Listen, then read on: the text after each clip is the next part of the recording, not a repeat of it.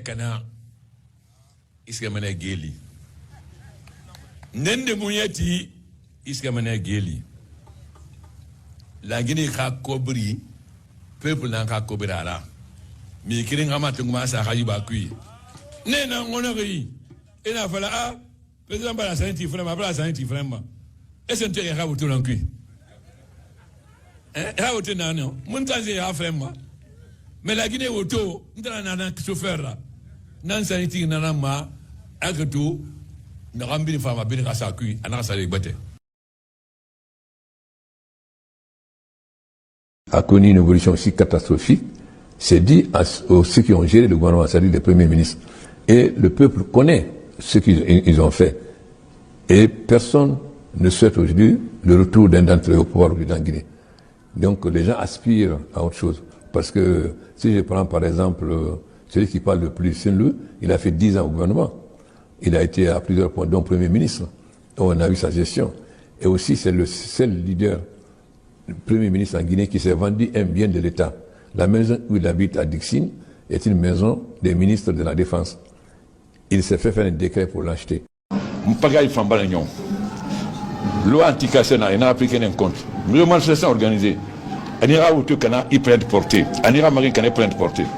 Il y a qu'aussi, n'a pas gaï Balagnon. N'a pas gaï Balagnon. Marba m'a le bourré, parce que c'est un malgré ce 45 ans. Mon compagnon m'a le bourré. Mais bien que le manèque est en habit. Il finit d'Indira. Il n'y a que le mini, n'aura pas mané. Le gouvernement guinéen est décidé à prendre toutes les mesures pour qu'il y ait la discipline, le respect des biens publics et la fin de l'anarchie. Nous allons enseigner l'enseignement civique de l'école primaire jusqu'à l'université. Nous allons mettre fin à ces magouilles favorisées. Je constate par exemple qu'il y a des fonctionnaires qui sont en fonction depuis 50 ans. Or, l'âge de la retraite, c'est 65 ans. Donc, j'ai mis en place un groupe de travail. Et aujourd'hui, nous avons beaucoup de fonctionnaires. Si vous voyez leur date de naissance et leur date d'entrée en fonction, ils sont entrés en fonction à 9 ans. Voilà les inconvénients. Donc, tout ça, ça va être balayé. Je n'aurai aucun état d'âme. Je n'ai pas d'amis, je n'ai pas de parents. Mon ami, mon parent, c'est la Guinée. Voilà ce que je veux dire. Nous allons faire des lois. Vous avez des bacs qu'on jette à côté, non. Tout, nous allons faire des lois parce que l'État, l'exécutif n'est pas plein de peine, mais nous allons faire voter par le Parlement. Ensuite, on essaie de critiquer la Guinée. J'ai parlé avec l'ambassadeur d'Allemagne il y a quelque temps. Il me disait, Monsieur Condé, nous sommes victimes de la même chose. Dès qu'on parle, on dit, les Grecs et les Turcs nous disent, vous les nazis. La Guinée a fait d'énormes progrès sur le plan des droits humains. Mais on continue à considérer la Guinée comme avant. Les pays qu'on dit démocratiques en Afrique, ils mettent leurs opposants en prison. Nous, on n'a jamais mis d'opposants en prison.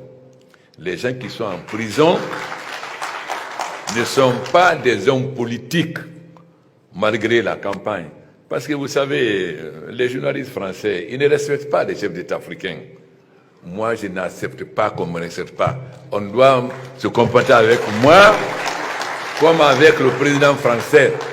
Ce que tu ne peux pas faire avec le président français, tu ne le feras pas avec moi. C'est pourquoi RFI et France 24 racontent ce qu'ils veulent. Mais le mensonge peut aller vite, mais la vérité rattrape toujours. La véritable image de la Guinée finira par être connue. Ce n'est pas les ONG qui sont responsables. S'il plaît à Dieu, la Guinée sera la deuxième puissance économique de l'Afrique de l'Ouest, après le Nigeria. Ça ne plaît pas à tout le monde, mais nous sommes décidés à le faire. Malheureusement, nous constatons